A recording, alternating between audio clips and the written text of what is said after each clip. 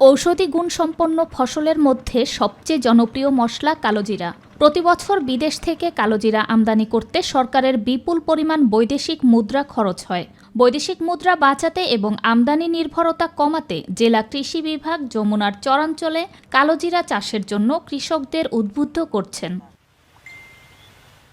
জেলার ভুঞ্চাপুর, গাবসারা, অর্জুনা, নিকরাইল, টাঙ্গাইল সদর, নাগপুরের দুর্গম চরাঞ্চলে কৃষকরা এখন কালোজিরা চাষ করছেন। যমুনার চরাঞ্চলে আগে কখনো কালোজিরা চাষ না হলেও প্রথমবার চাষেই বাজিমাত করেছেন কৃষকেরা।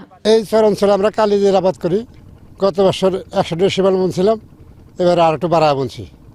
হ্যাঁ, এটা লাভ মোটামুটি গাছের ভালো আছে। 15,000 মণ বুনছি, দেখা গেল যে বিঘায় 4 মণ করে হজলি, তো অনেক টাকা আসে। এই জন্য এটা আবার একটু বাড়ায় বুনছি।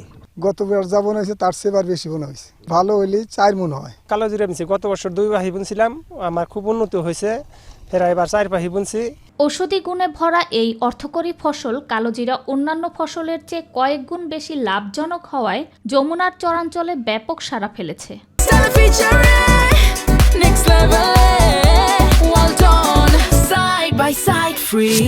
কালোজিরা খুবই একটা লাভজনক একটি ফসল।